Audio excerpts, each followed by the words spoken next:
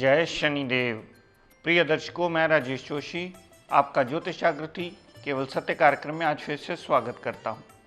प्रिय दर्शकों, जैसा कि आप जानते हैं, हमारी चर्चा चल रही है लगन कुंडली के नवमेश को लेकर, जो एक त्रिकोणाधिपति माना जाता है, जिसकी कुंडली में बहुत ज़्यादा इंपॉर्टेंस मानी जाती है, क्योंकि नवम भाव ये कुंडली का नवम भाव होता है। प्रिय दर्शकों, यहाँ से हम भाग्य देखते हैं, पिता देखते हैं, हायर टू हायर एजुकेशन देखी जाती है, धर्म को मानना देखा जाता है, विदेश यात्रा देखी जाती है।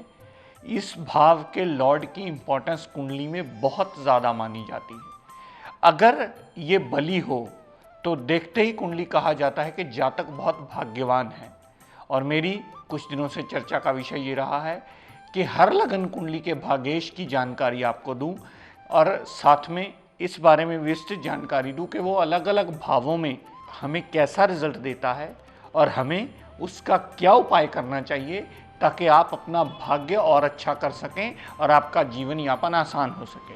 और प्रिय दर्शकों, आप जानते ही हैं, किसी कारणवश अगर आपका ये एपिसोड देखने से रह जाए तो आप डेली यूट्यूब पर जा कर के भी ये एपिसोड देख सकते हैं।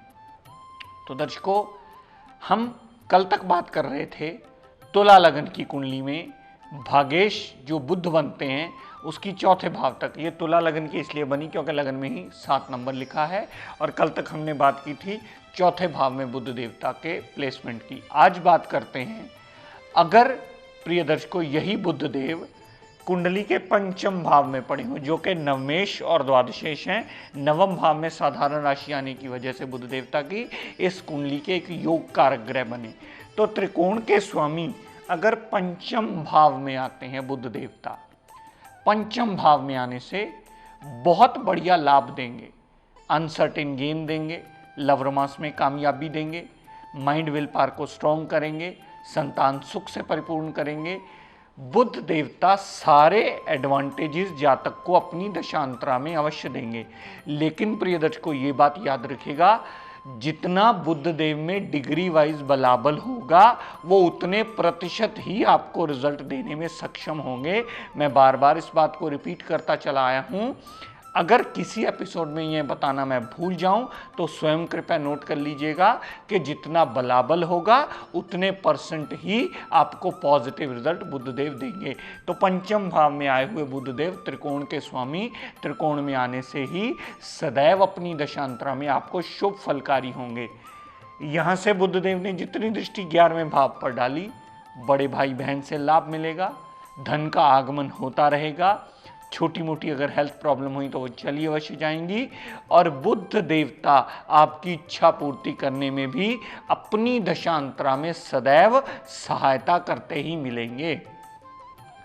लेकिन प्रिय दर्शकों, अब यही बुध देव अगर कुंडली के छठे भाव में आ गए, मीन राशि के बुध देव और कुंडली के छठे भाव में, छठा भाव रोग, ऋण, कर्जा, दुर्घटना, मुकदमा, court case, litigation, job, house of competition का भाव माना जाता है। और बुध देव यहाँ नीच अवस्था के माने जाते हैं। मीन राशि में बुध देव को नीच का माना जाता है। अगर छठे भाव में बुध देव नीच अवस्था में आ गए तो यही बुध देव जो कुंडली के त्रिकोणाधिपति कहे जाते हैं या नवमेश कहे जाते हैं या योग कारक कहे जाते हैं, सबसे मारक ग्रह बन जाएंगे अपनी गलत प्लेसमेंट की वजह से और नीचता में प्लेसमेंट होने की वजह से, गलत भाव में प्लेसमेंट होने की वजह से। क्योंकि प्लेसमेंट गलत हो गई है, इसका सबसे मुख्य कारण होगा कि उसके सारे रिजल्ट टोटली नेगेटिव हो जाएंगे। छठे भाव में पड़ा हुआ यही बुध देव अपनी दशांतरा में आपको रोग भी देगा, ऋण भी देगा, कर्जा, दुर्घटना, मुकदमा, कोर्ट केस, लिटिगेशन में फंसा करके आपका जीवन यापन मुश्किलों से भर देगा। यहां से बुध देव ने जितनी दृष्टि 12वें भाव पर डाली, फजूल के व्यय होंगे, फजूल के व्यय के साथ साथ विदेश यात्रा होगी, अस्पताल का खर्चा होगा। अगर बुध पर बहुत ज़्यादा पाप प्रभाव हुआ तो जेल यात्रा तक का भी योग बुध देव अवश्य बना देंगे। तो यही बुध देवता अपनी गलत प्लेसमेंट में होने की वजह से अपनी दशांतरा में सदैव आपको दिक्कत, परेशानियों भरे, मुश्किलों भरे, कष्टकारी रिजल्ट ही देते मिलेंगे। प्रिय दर्शकों, मेरा कहने का तात्पर्य सिर्फ इतना कि ग्रह वही होता है, लेकिन अगर कुंडली में उसकी प्लेसमेंट बदल जाए तो वो अपने सारे अच्छे रिजल्ट्स में कमी ले आता है और वो बहुत ज्यादा अशुभता के रिजल्ट देता है। कभी भी लगन कुंडली को ये देखकर डिसाइड मत कीजिएगा कि मेरी अगर तुला लगन की कुंडली है तो मेरा बुध सदैव अच्छा होगा और सदैव अच्छे ही फल देगा।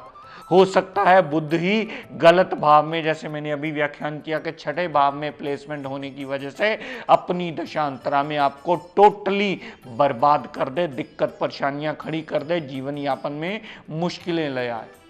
क्योंकि ग्रह वही होता है, उसकी प्लेसमेंट डिसाइड करती है कि वो अपनी दशांतरा में कैसा रिजल्ट देने वाला है। यही बुधदेव अगर प्रिय दर्शकों कुंडली के सप्तम भाव में पड़े हो, सप्तम भाव में पड़े होने से बुध देवता की दशांतरा में सदैव हमें एडवांटेज के रिजल्ट मिलेंगे। भाग्य उठा करके पत्नी को दे दिया।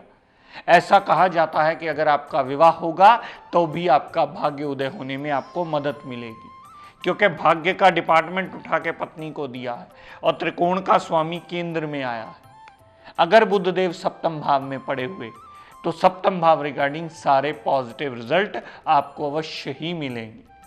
सप्तम भाव में पड़े हुए बुधदेव पार्टनरशिप के लिए भी अच्छे होंगे, दाम्पत्य सुख के लिए भी अच्छे होंगे और डेली वेजेस के भी नित्य नवे रास्ते खोल करके आपका जीवन यापन आसान करने में सदैव मददगार भी सिद्ध होंगे।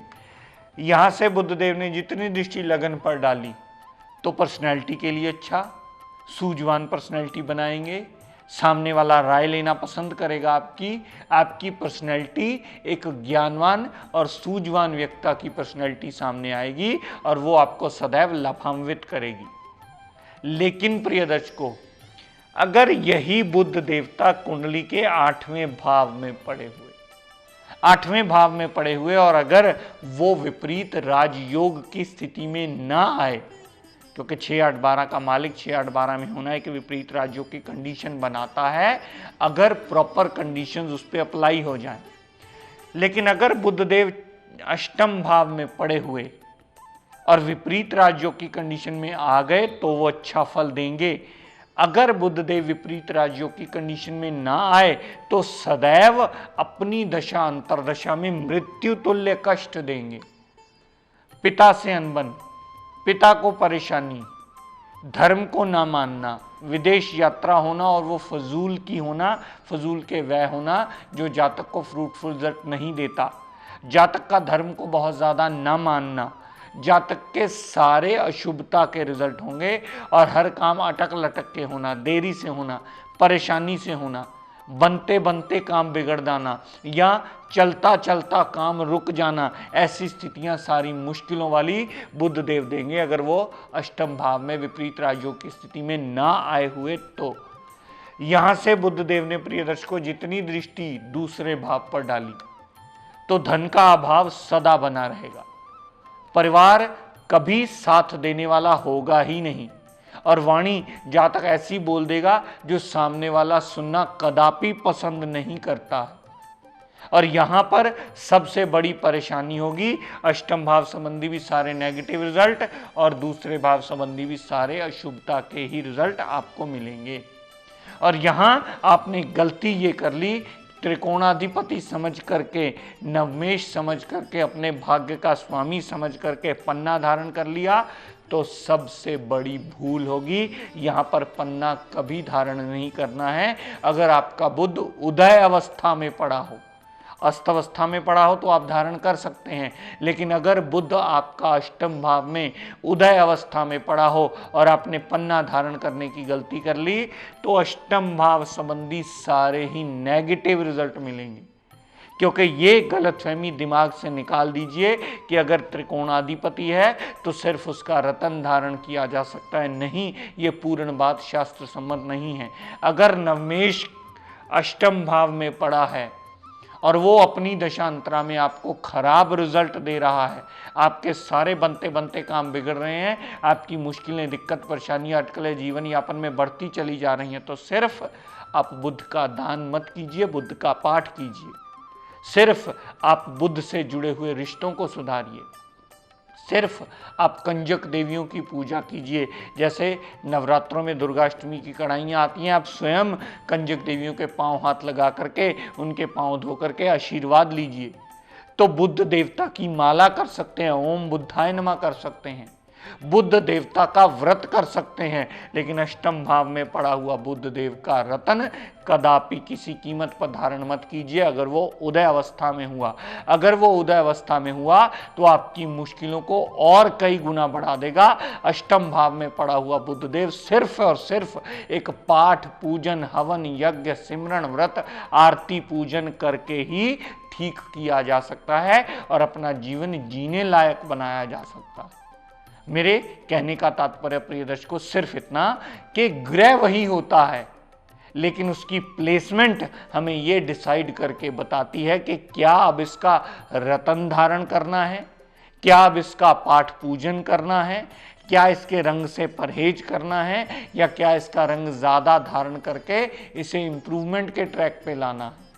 तो ये बात अगर हम समझना सीख जाएंगे तो बहुत ज़्यादा बड़ा एस्ट्रोलॉजी का पड़ाव हमने समझ लीजिए पार कर लिया और इसके बेसिक्स को हम समझने लग जाएंगे। हमारी गलतियां कहाँ होती हैं, हम ये सारी ज़िंदगी समझ नहीं पाते कि हमारी कुंडली में योग कारक ग्रह कौन सा है। ये ज़रूरी नहीं कि अगर वो अच्छे भाव का मालिक है तो वो सदैव योग कारकता के ही रिजल्ट देगा। अगर वो अच्छे भाव का मालिक है, अगर वो प्लेसमेंट में गलत हो जाता है तो अपनी दशा अंतरदशा में आपको मृत्यु तुल्य कष्ट देने की काबिलियत भी अपने अंदर रखता है। ये बात सदैव स्मरण रखिएगा। दूसरी सबसे बड़ी बात जिस पे मैं बहुत ज़्यादा स्ट्रेस शुरू से देता आया हूँ, ग्रह का बलाबल देखने के बाद ही ये निर्णय कीजिएगा, क्योंकि बहुत सारी बार देखा गया जब इतने सारे लोग मिलने आते हैं बताते हैं सर मेरा बुध तो अच्छा पड़ा है, मेरा बुध तो सप्तम भाव में पड़ा है, मुझे तो फिर भी इसकी दशा ने कुछ नहीं दिया। जब हम कंप्यूटराइज कुंडली में एनालाइज करते हैं तो पता चलता है कि आपका बुध पड़ा ही है बेचारा 1 डिग्री का, 0 डिग्री का अस्त अवस्था में या 29 डिग्री है, तो वो क्या फल देगा।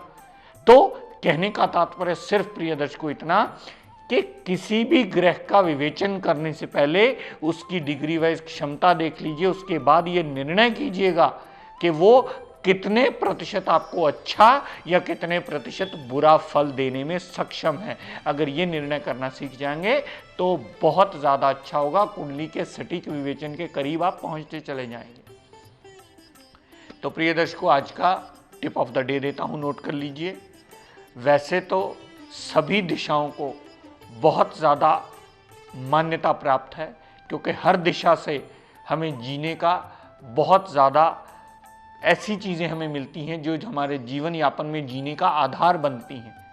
लेकिन प्रिय दर्शकों बहुत सारे लोगों को ये गलतफहमी होती है कि सर हमारे पूर्वजों का आशीर्वाद पता नहीं हमें मिल रहा है या नहीं मिल रहा, कहीं हमारे जीवन काल में ऐसी गलती तो नहीं हो गई कि हमारे पूर्वज ही हमसे नाराज़ हों, हमारे पूर्वज हमें पूर्णतः आशीर्वाद ना देते हो। मैं बहुत बार समझाता हूँ प्रिय दर्शकों कि कभी भी पूर्वज हमारे लिए बुरे नहीं होते, वो सदैव अच्छे होते हैं और सदैव हमें आशीर्वाद ही देते हैं। जिनके हम वंशज हैं वो कभी हमारे लिए अशुभता का सोच भी नहीं सकते, वो सदैव आशीर्वाद देते हैं। लेकिन प्रिय दर्शकों अगर आपको रोज़ अपने पूर्वजों से आशीर्वाद लेना हो तो साउथ की दिशा की तरफ, यानी जिसे दक्षिण की दिशा कहा जाता है, जहाँ 1 से 2 बजे के बीच दोपहर को जिस दिशा से सूरज की किरणें आती हैं वो दक्षिण दिशा मानी जाती है।